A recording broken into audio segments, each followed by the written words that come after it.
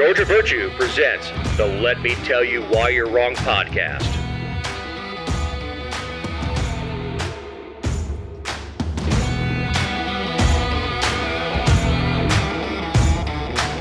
Welcome to episode 222. This week, we have the crustacean plaguing Georgia Southern, a demolition you can smell, the 24/7 that wasn't, telecom companies complain, and the old white guy lawsuit. I'm Dave Roberts. With me is my partner in this endeavor, writer, journalist, dog mom, owner of the GeorgiaVirtue.com, Jessica Szilagyi. Hello, Dave. Howdy, how are you? Oh, just swell. How are you? Oh, happy. It's summertime. Mm-hmm. Work is keeping you busy? It is. Banging my head against the wall, trying to get everywhere I need to be, get all the parts and materials I need, then find the labor. Well, as the show drops, we're supposed to have like insane record-breaking heat. Woo! So, no pressure or anything, but keep up the great work. Yeah, it's hard. It's hard not to be popular as the AC guy in Georgia in the summertime. Well, so you're the white knight. I am, and then as soon as September gets here, they forget who I am. At least my mommy loves me. Of course. So, what fresh hell is this? Jessica, what the hell is the barnacle?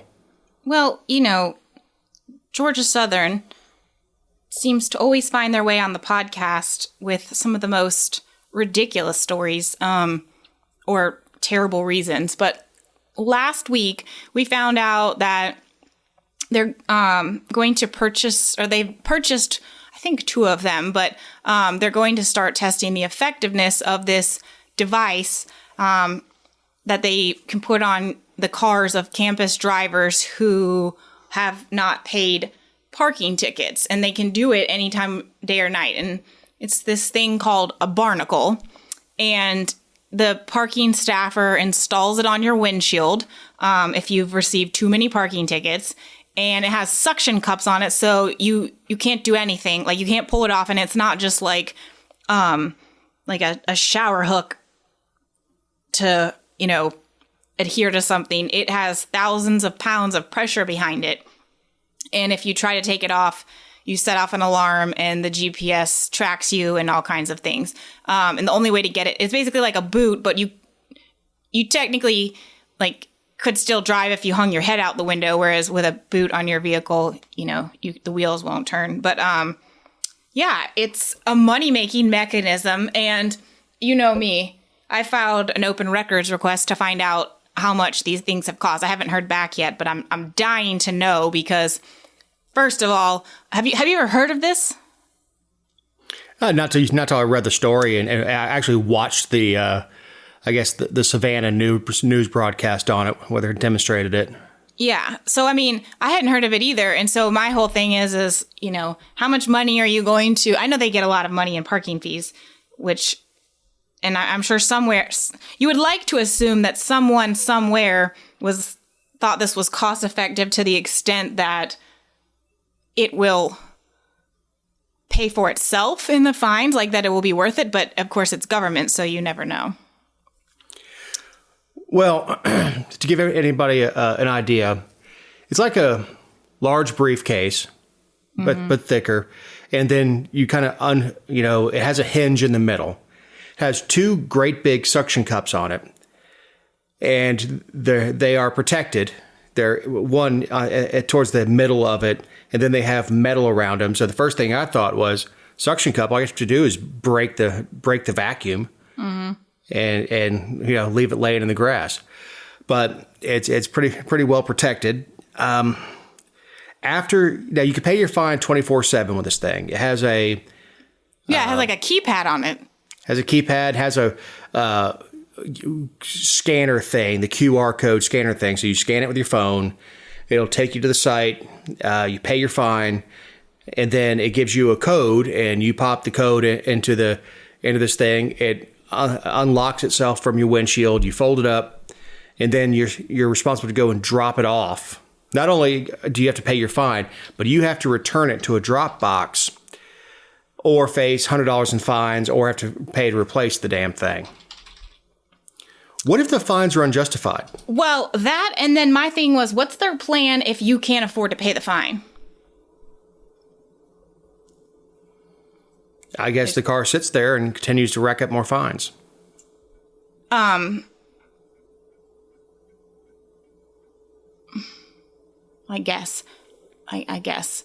And this isn't anything, again, I guess I don't deal with a whole lot of parking in the context that this is, but Barnacle is also the name, the company is Barnacle Parking.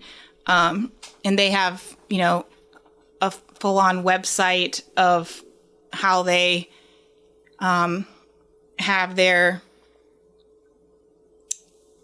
what kinds of products the universities can, I guess anybody could employ. But I mean, when you Google them, there's articles like parking at the University of Oklahoma was about to get a lot more expensive before these kids' school. I guess they beat it. So there was a news article on how they beat it. It's massive. And I have a less problem with the company because they're just being innovative. It's functionally no different than booting somebody's car. Mm-hmm. It's more with the municipalities because there's no way to argue your fines. So in the video, did they say how much the fine is? No. In University of Oklahoma, they didn't say it in the article either, which, so it happens with other news. But in Oklahoma, at the University of Oklahoma, it was $185 fine to get it, $185 fee to get it removed, which is not inclusive of anything with regard to your outstanding tickets. But I'll just go ahead and say this because that's what this show is all about. They said that all you have to do is run your vehicle's windshield defroster for 15 minutes, then use a credit card or similar thin piece of plastic to release the suction cup around the edge. Presto, you're free from fees.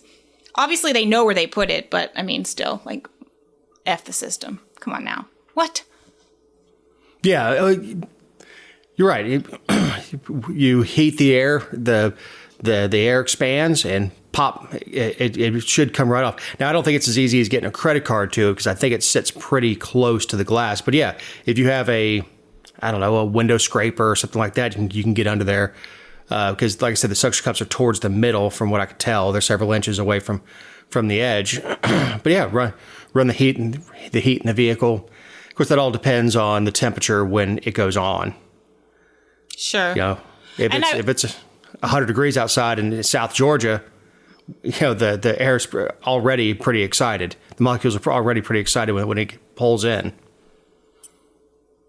And there's lots of places that use this beyond universities. And the company, I know you said you don't have a problem with the company, but the company, you go to their website and they talk about the motorist hours saved, the operator hours saved, and the gallons of fuel saved, which are all upwards of, 85,000 hours and gallons. Because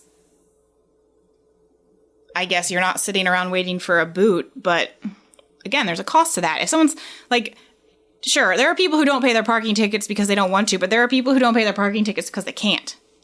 Yeah, the only advantage to this being the way it is if it's 2:00 in the morning, you don't have to wait till 7 to get somebody out there to remove a boot. You can do it yourself.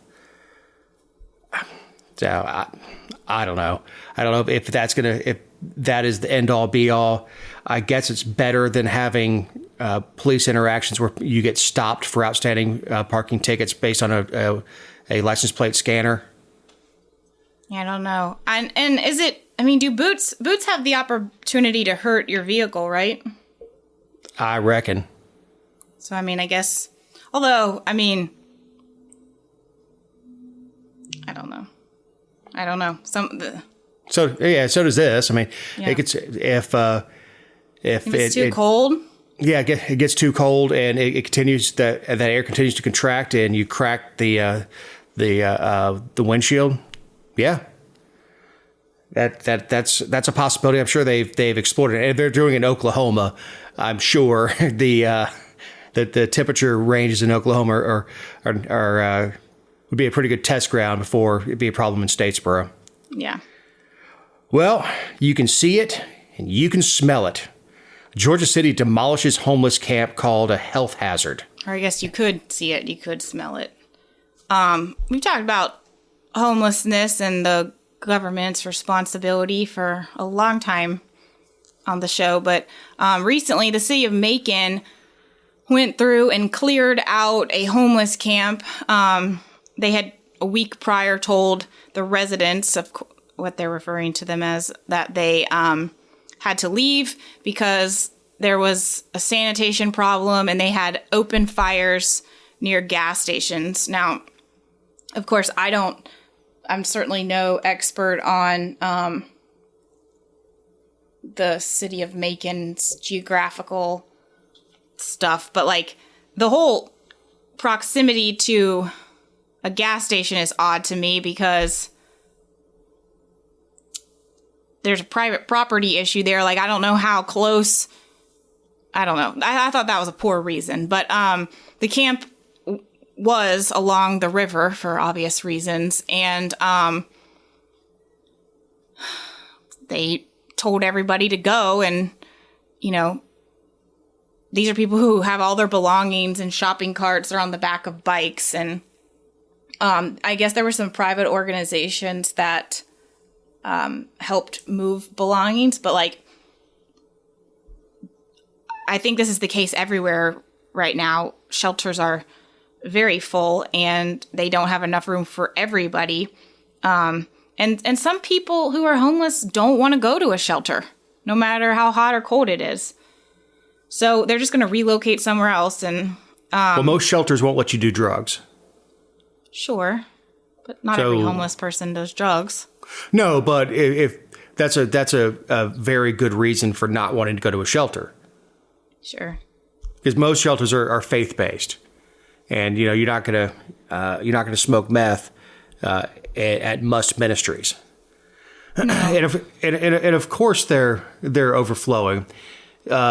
When you can start lining up, I don't know, 3, 4 o'clock in the afternoon, and there's a homeless shelter very close to one of my supply houses. Mm-hmm. So there's an encampment in the parking lot of one of my of the supply house, because it's right across the street from Must Ministries. But you know their beds are full. If they open their doors at 3 or 4, whatever it is, their beds are full by 6. And then you have to be out at 7 or something like that in the morning. I think they may feed them breakfast and then just get out, go find a job. So you can't set up, you can't be there. Their idea is not to be there permanently, and everybody gets a fair chance the next day to stay in the shelter. My thing is though, was the homeless camp on private property or was it on public property? Because the story doesn't tell us. No, none of the stories really say, and I feel like if it was on city property, they would have been clear about that. But it's interesting that the Macon-Bibb County government kind of just, because it says that they were, like, it was between downtown and I-16.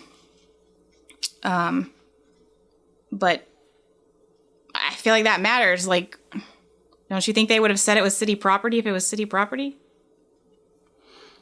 Yeah. Because that's the topic that we've talked about on the show, is whether or not there is and I guess not a right, but whether or not a local government can tell people it cannot post up on public property. Well, and how much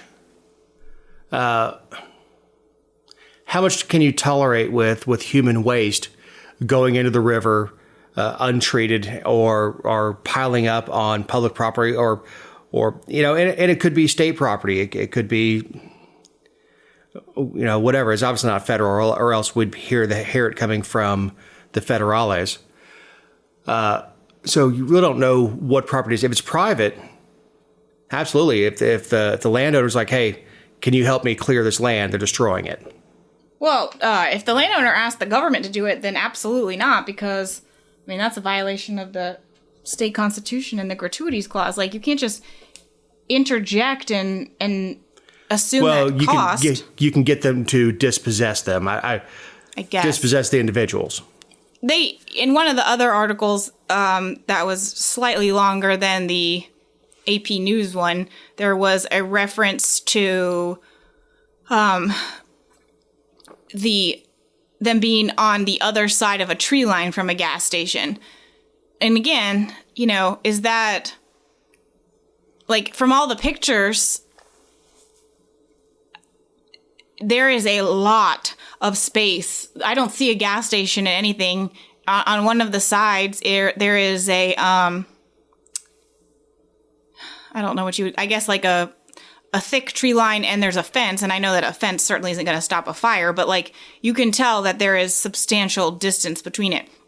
The thing that I find interesting, though, is go ahead. Sorry. No, I was just going to say, the thing that I find interesting is that prior to, like, pictures that are from before the bulldozer coming in and leveling this place, there are Macon-Bibb County trash cans and other things with the county's logo on it, which means that for some period, at least to some extent, they condoned the camp. Well, the fires being near the gas station is a stupid excuse, because if you live next to a gas station and you wanted to put a fire pit in your backyard, there'd be no problem. So that's a fairly weak excuse. And I know we get the heartstrings part of the story. A woman talks about she's got a little shanty that she puts up, and she was taking it down and moving ahead of the bulldozers. But it's a tough subject to deal with, because what are you supposed to do with them? It's very NIMBY. It is, and it's a problem that's only going to get worse with everything that's going on. Inflation, high costs of basic necessities, a housing crisis. And I think that charities hurt. By logic would dictate, I don't have any data to support it, but when your grocery budget doubles and your gas budget doubles, but your salary doesn't, what normally you may have given to Must Ministries or to homeless shelters, that all suffers. Well, you said you don't have any data to back it up, but just like, it's kind of like how animal shelters in 2008 and 2009, the influx of people giving up their animals because they just couldn't afford everything that comes along with it. It's the same thing. People, some of us don't understand how people could get rid of an animal in a time like that. But for some people, that's the decision they have to make. And so it's the same concept. Like, your charitable giving, that certainly isn't rocket science. I think that's like one of the foundations of fiscal conservatism too, Yeah, absolutely. And look, even, I know it's based on a true story, but when you watch the movies about the 20s, Cinderella Man, and people were giving their kids up during the Depression, sending them off to better off relatives or whatever, because they literally could not afford to feed them. So, sure. The pet thing has to be a hard decision. Look, I had a elderly dog. She was just shy of her 18th birthday. And it was very expensive to maintain her. Mm-hmm. Even before all the inflation, her pills were a couple $100 a month. Right. That's not ideal for a lot of people. Yeah, and prescription dog food. Yeah, and I say luck. It's not luckily. We tried to have kids and didn't. But if things got tight and it comes down to, $200 for pills for the dog, or putting food and feeding your kids, that's tough. I mean, it's a tough decision to make, but it's an obvious one. But anyway, yeah, that's one of those things that it's going to get worse before it gets better.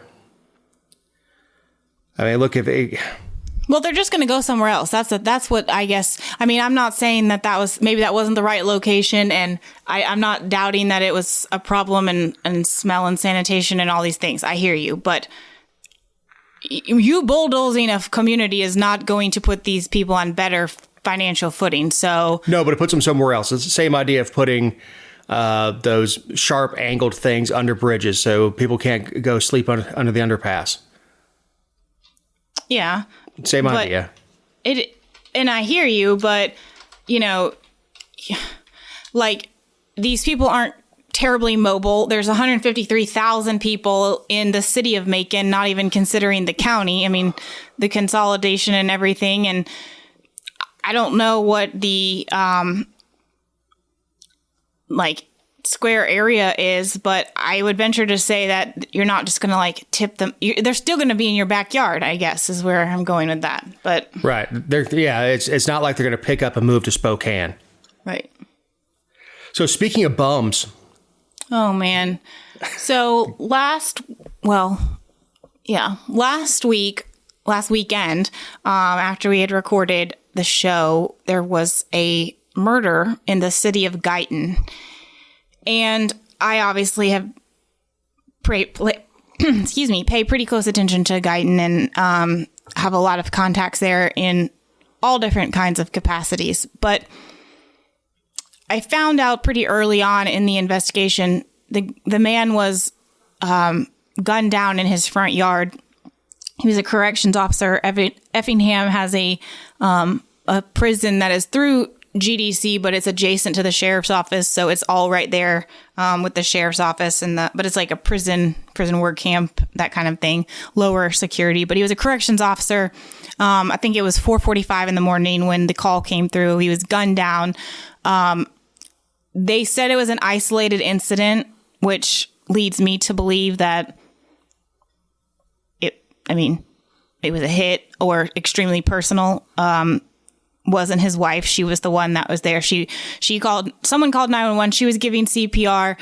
But what is so tragic about this is that, aside from the loss of life, is that the department has been in the midst of all of their chaos and nonsense that they've been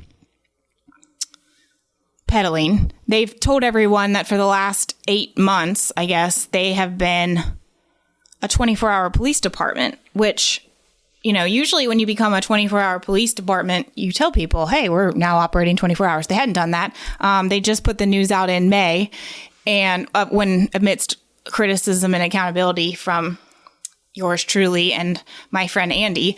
But they said they've been running 24/7. Well, as it turns out, they were the last ones on scene the morning of this shooting. And normally that, I think that's always an issue if you're the last agency on scene. But it's even more so when the Guyton Police Department, or Guyton city limits are 3.2 square miles. City Hall is basically in the middle. Police Department's basically in the middle. So, no more than 2 miles in any direction if you're in the city limits where you're supposed to be while you're working. And I believe it was 4 sheriff's deputies, the fire department, and EMS all arrived on scene before the chief arrived in his plain clothes, white pants, white shirt. And it was at least 45 minutes before a uniformed Guyton police officer showed up on the scene. Now, could they have prevented it? Probably not. I mean, that's not what I am suggesting, but, if you're going to claim that you are 24/7 and you are going to budget like you're 24/7 and you're going to spend like you're 24/7, if you're doing what you're supposed to be doing, you should have been there within 2 minutes. And Effingham County is massive by square miles, and they're in zones. So like not everyone's just huddled around in a certain area. The deputies are in zones, and they all made it there before Guyton, and it's just disgusting. Now, you won't know until you get an open records request on it. But the only other excuse I could think of would be, say, the one Guyton officer they had on duty that day was responding to a domestic. No. That's not the case. When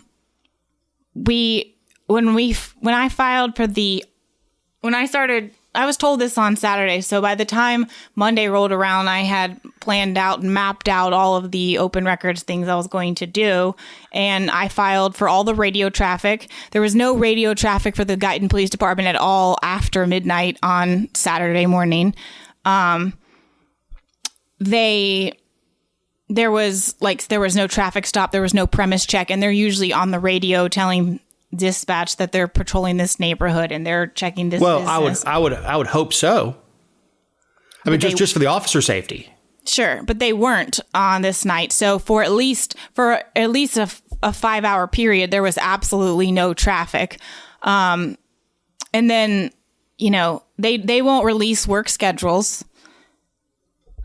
But also, I mean, here's the thing. Like, I know people who work for the county. I know people in different departments. I know people who live in Guyton. No one was working. And the paper trail supports that. The GBI, I was able to, there's this thing called a CAD report, which basically it comes from dispatch, but it's where they like document when someone is notified, dispatched, en route, and on scene, and then when they leave, when they're available again. And when there's an incident, those are all attached to the incident. And there is no Guyton Police Department other than the plainclothes chief on the scene at the time the GBI arrives on scene to conduct this investigation. And it's just a travesty because, we all know that there's duty to act law protections, and there's only so much law enforcement can do. That's not the point. The point is, and I'm certain like the people responsible for this man's death are the people who shot him and who are helped plan or orchestrate or whatever. I'm certainly not blaming that on the Guyton Police Department. But we train our first responders to be able to render aid and secure the scene. I mean, the one deputy showed up on his own and cleared the scene so that the fire department and EMS could get on the scene because they are not. I mean, they do what they can, and sure we've all seen them break protocol, but they don't just. If they don't know the shooter is there or not. Right.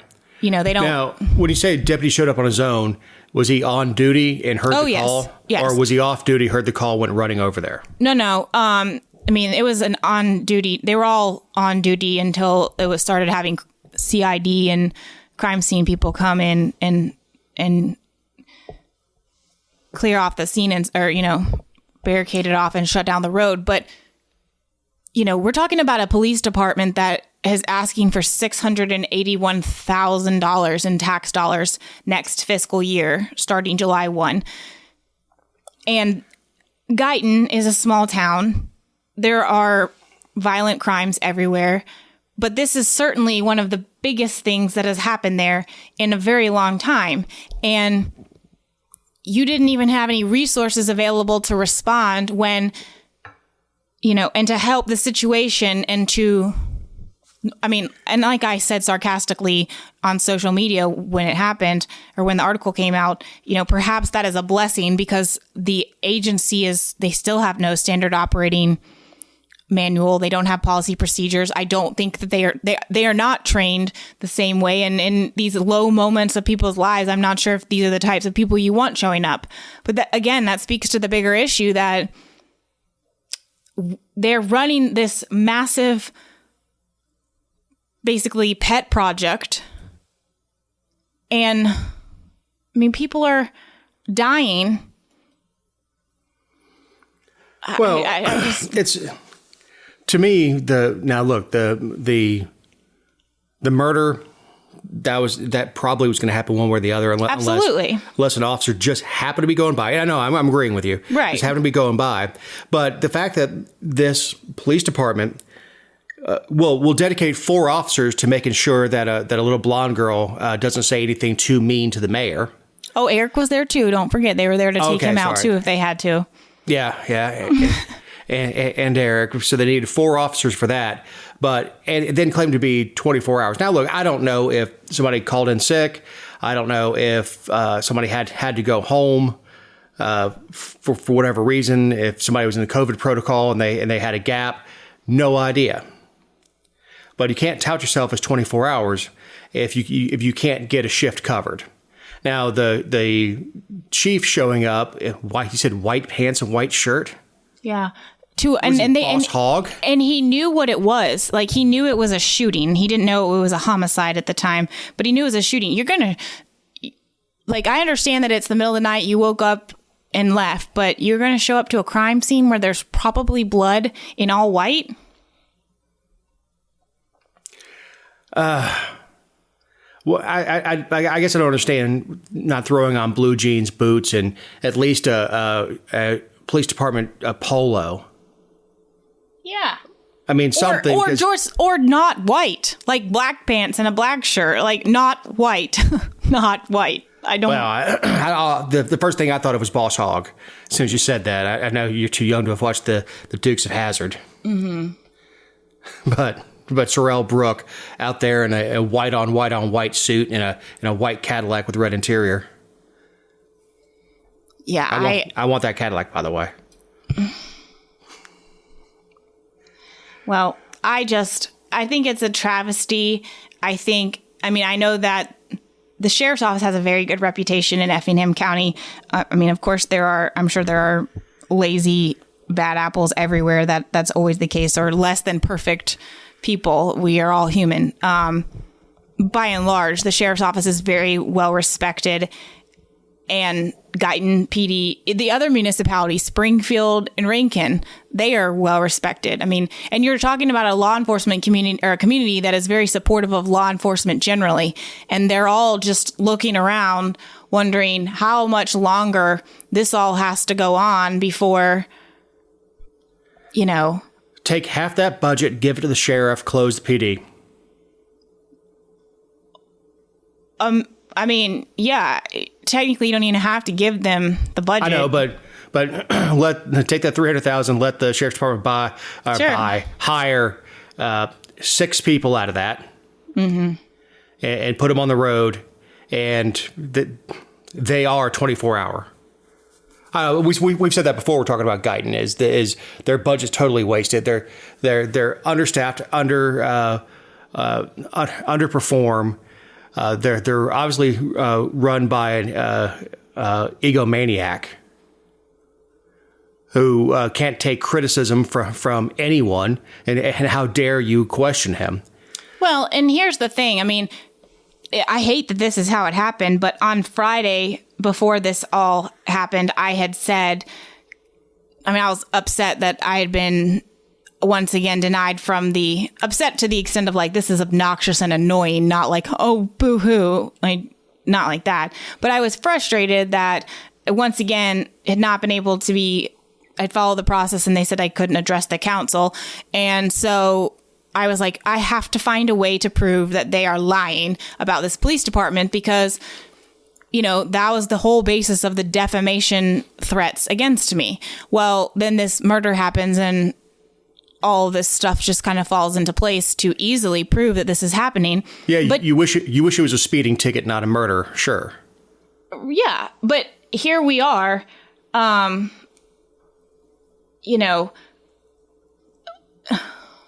lost my train of thought, Dave. Your stupid I do that. speeding comment. Oh, but I mean, like, if you were under attack and you were claiming defamation and all these things, and that, you know, you have this upstanding police department, I understand that you don't want to release the schedules. I don't agree with you, but if you don't want to release that, wouldn't you show something that shows you are, in fact, 24/7 and to back up your claims? And yet they are doing nothing. They say nothing. They don't tell us we're wrong. They don't say, they'll say like, oh, you're lying, or you're just a blogger, or, you know, she's not real news, or he's just upset because he didn't win his election. Those are the things that they say, but they don't actually ever say that's incorrect. Here's the correct answer. And the same is true with this police department thing right now. Right. Look, if you're in public service, you should be happy, more than just willing, but happy. Oh, here, this is where your tax dollars are going. Let me show you where your money's going. Even the schools try to do it when they shine their little kids up and put them out there for, out in the papers or out on the internet and advertise what a good job the schools are doing. They're trying to justify, that, well, for us, giant increase in tax we're getting, between 33 and 50%, depending on the house, for the schools. But they try to do it. Guyton seems to be wanting to pull back, is tax more and show less. Mm-hmm. But this is a good time to remind you that these are our opinions and not those of anyone not on the show or any respective company for which we may work, own, or otherwise associate ourselves with on a regular or irregular basis. Also, you can find other episodes and relevant stories over at thegeorgiavirtue.com. So, telecom providers are crying that financial incentives to the Georgia Public Service Commission offered them a year and a half ago to expand broadband service into rural Georgia aren't working. I am shocked to my No, that wasn't planned. Right. No, it wasn't. But I think the irony of all of that is not lost on me. But as a side note, I was just talking right before this article came out. I was just talking to someone about grants for broadband expansion as it pertains to the federal government administering them and the state. And they were talking about how the state had done such a better job. And I think in the context we were talking about it was with telephone companies that had moved into providing broadband, not EMCs. But I think it's just ironic that, well, it's not ironic. I think it's just true to form and very on brand that, everyone's like, oh gosh, the federal government is so terrible. The state does such a better job. But even the job the state does, they're like, oh my God, so bad.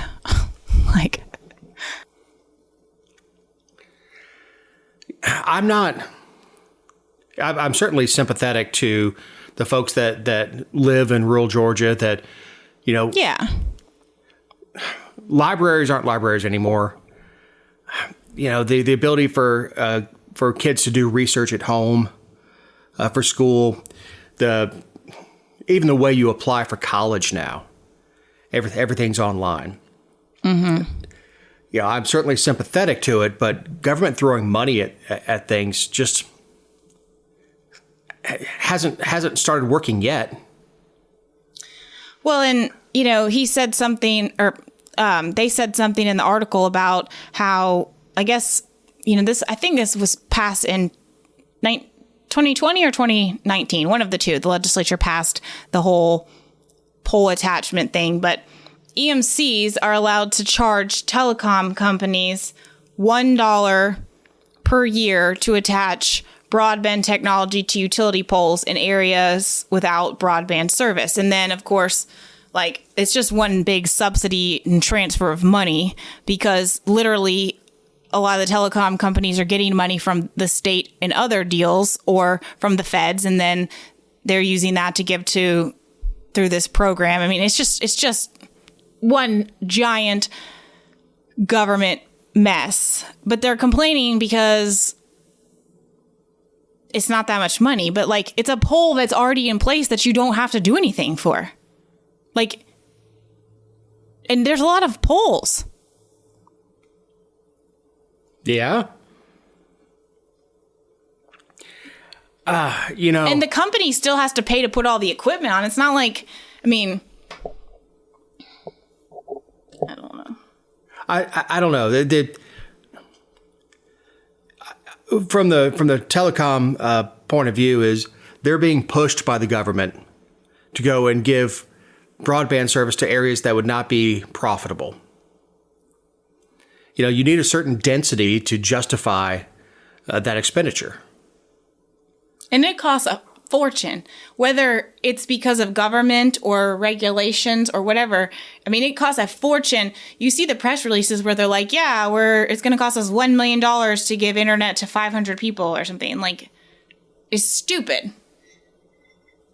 But it is. Yeah, it just is. And meanwhile, technology is passing it by. Mm-hmm. With Musk's satellite-based internet, like he sent over to Ukraine. Yeah. And as that stuff becomes more and more prevalent, the idea of having a wire run to your house or run by your house or something like that is going to be absurd. Yeah. I Now, are you going to be able to get 1080 high def out of the stuff coming from satellite from space? I don't know. Can you research your essay? Sure. Well, I guess the thing is, like, the people who stand to benefit from the incentives are always going to wish there were better and more incentives. I mean, that's just... Right. Give me more. Yeah, this isn't enough. But yeah, $1 million to bring internet to 500 people is a losing proposition. And 20 companies are investing $770 million to bring broadband to different places in 89 of Georgia's counties. The telecommunications company wants the Public Service Commission to set like additional incentive rates to, I guess, bring broadband to more unserved areas. But I don't know why they think the government I don't understand why a private company thinks that the government doing that is going to make it go faster, more efficiently, or I don't know. Like they have everything else. Like they're outraged at how it's working so far, and so they're like, "Oh, can you break it harder?" Yeah. Get more involved, please. Yeah, I mean, and let's not forget that when this bill, I was against all of it. Like, I don't think we regulate our utilities so awful. I mean, the Public Service Commission, not even the proper role of government. But let's not forget that when the bill was introduced, it was like 100 pages of stuff they wanted to do, and it got whittled down to all you can do is attach stuff to poles. So, I mean, and I'm pretty sure that was at the lobbying of EMCs and telecoms companies. Like, of course it was. You know, I mean, like, so we're 2 years down the road, and you're like, oh, well, you did what we wanted, but actually it's not working. So can you? Yeah, I honestly, like I said before, the technology, by the time it gets done, the technology is going to be so passé that they'll be complaining that why do the rural areas only have broadband when the new technology is this? Now, from the telecom point of view, that $1 million to bring 500 homes internet doesn't work unless the government gives you the $1 million, and then you can start collecting for those 500 residents. Mm-hmm.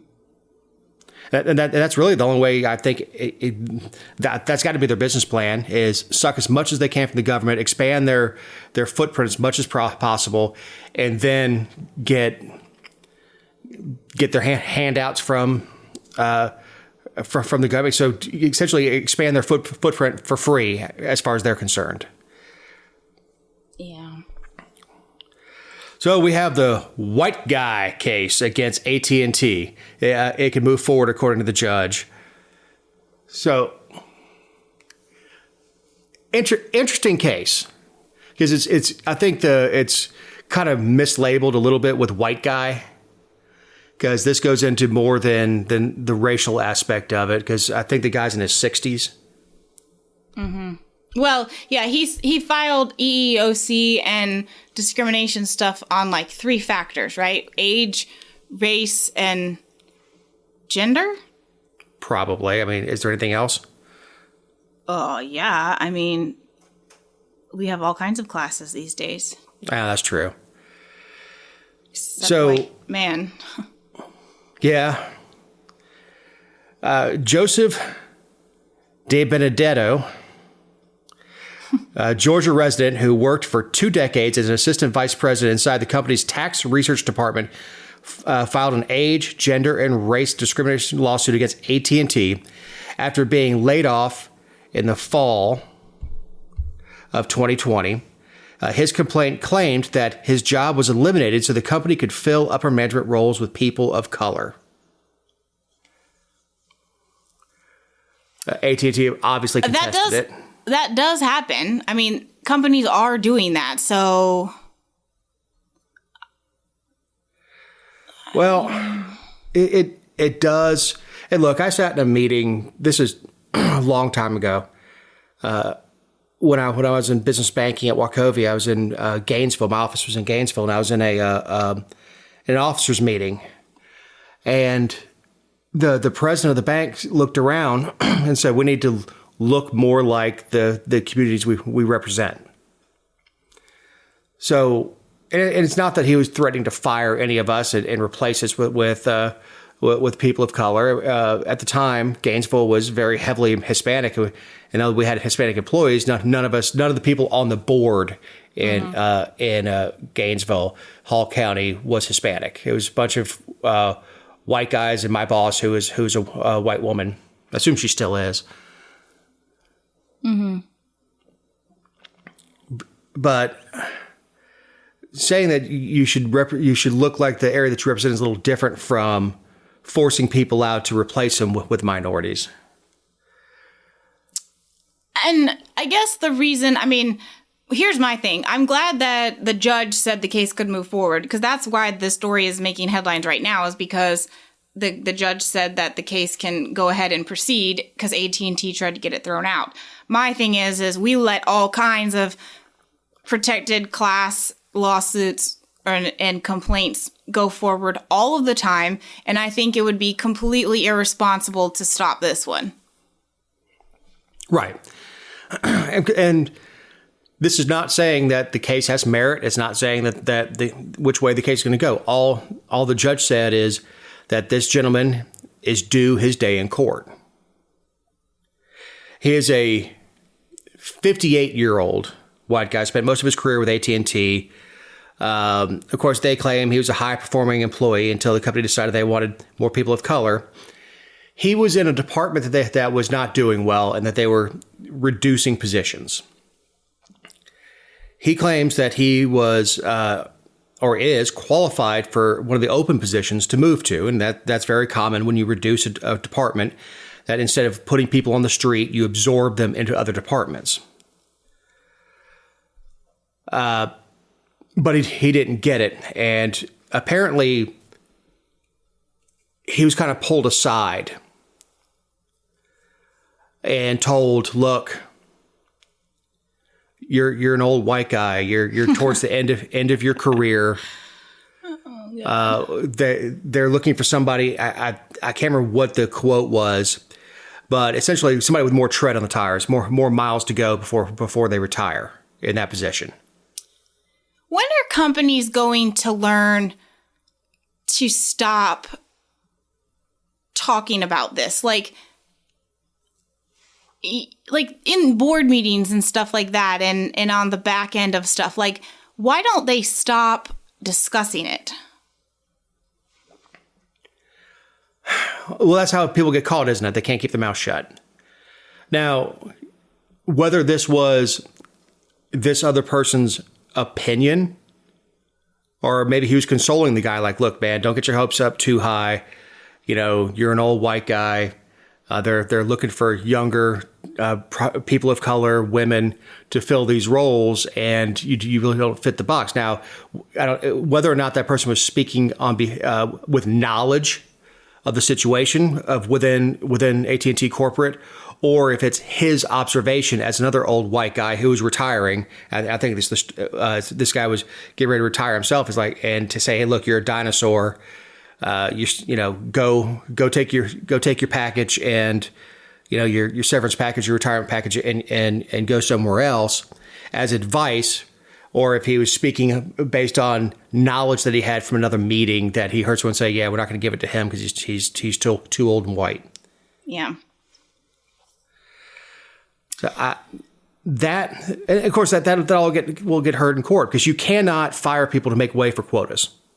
No, nor should you. I mean, whether your intentions are good or not. I mean, yeah, I hear you about. I mean, there's plenty of corporations that will phase people out and offer severances early, simply to bring in new eyes and things like that, and lower salaries.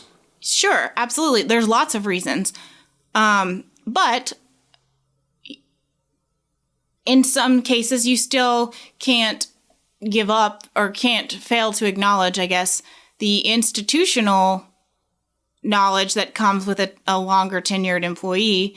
And so, you know, the age that's been part the has argument never, for 100 years. Yeah. And the age argument for me is always one of, I mean, I think that gender, and just like I think I would never want a job because of my gender, I think it's disgusting that we pick people simply on the basis of their race. But the age thing bothers me the most because, okay, so they might not, I mean, they might not be the most proficient person at, you know, PowerPoint or Excel or something, but I guarantee you they bring a different type of institutional knowledge, whether it be just on the community relations or the business professionalism. I mean, younger people are less professional. Yeah, and the quote is not enough runway left in his career. And this was his boss who was retiring, and said, you're qualified to take my job, but you're not going to get your old white guy with not enough runway left in your career. Again, this is multiple things can be true. That may very well be true. It could also be that this guy the boss that was leaving had no intimate knowledge of the hiring practice of why they weren't going to give it to him. It could just be two old white guys griping about being two old white guys. Now, look, my maternal grandfather was fired from his job a year short of retirement back in the 60s or whatever it was, so they didn't have to pay his retirement. Mm-hmm.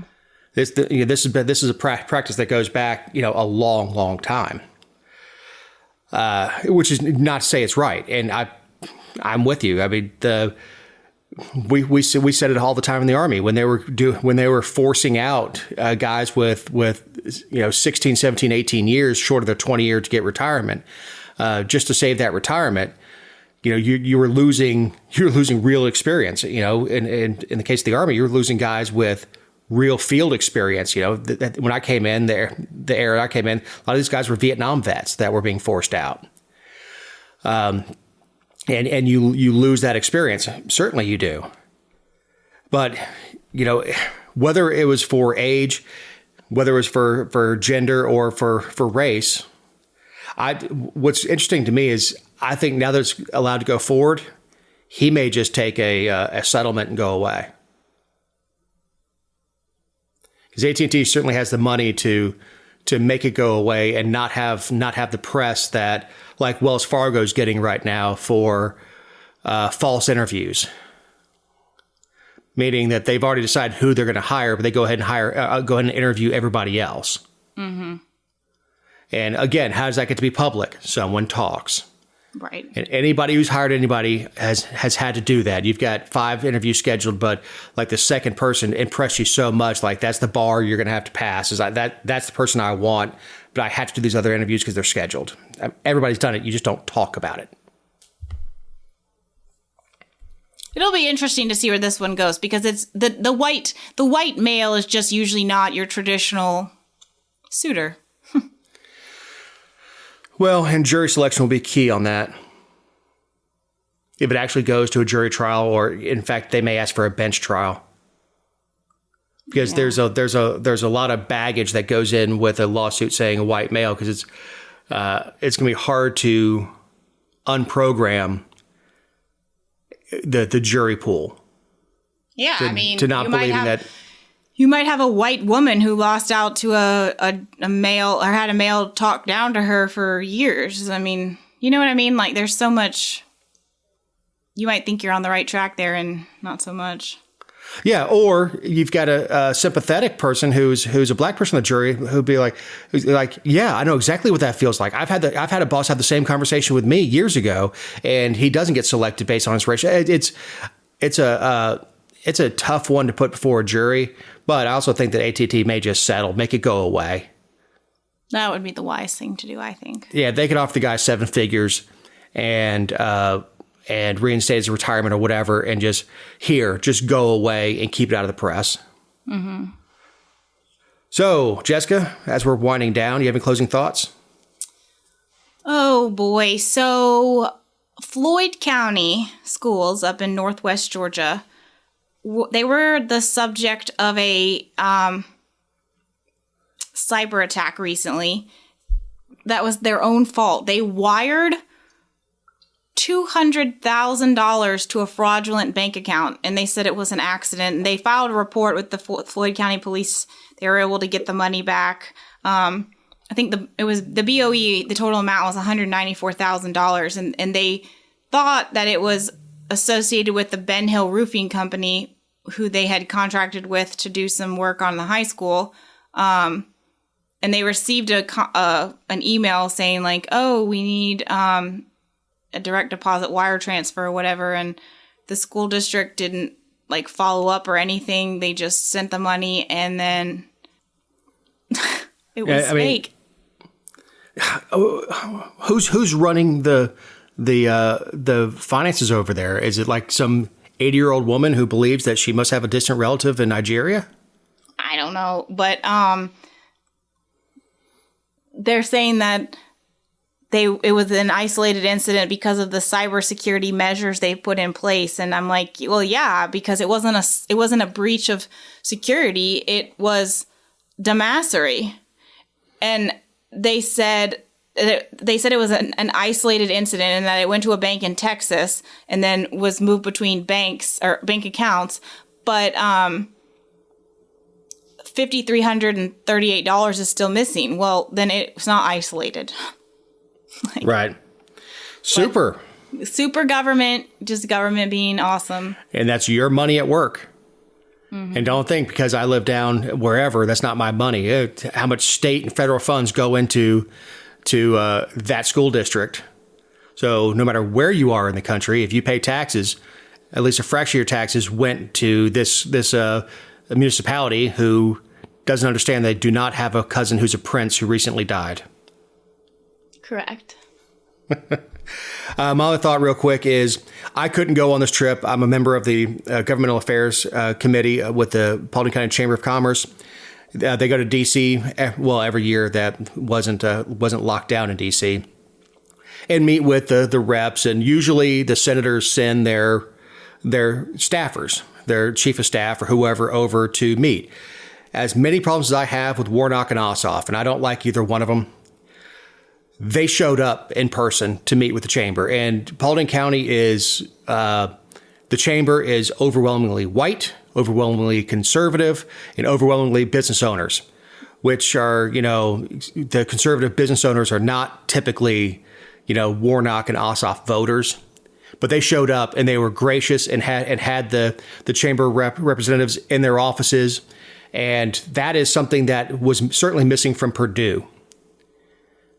Absolutely. Warnock will show up in a hostile environment, and he's one of those guys where politically I don't like him at all. Like, we don't agree on anything. We're not going to be buddies. But he can walk into what would be a hostile environment politically and go and shake people's hands. And stand there and smile and take pictures with them and all that stuff. I was actually shocked to see with the pictures how short Warnock is and how tall Ossoff is. They weren't standing next to each other, but I could just tell based on, I know how tall everybody else is on the committee. Oh, I'm not going to comment, but thank you for that. So. Pass. So with that, a big thank you to Eric Cumbody, who has got a large job ahead of him this week with editing. For Jessica Szilagyi, my partner in this endeavor, I'm Dave Roberts. We'll talk to you next week. Oh, I've been running from the law. Hope they won't shoot me down soon.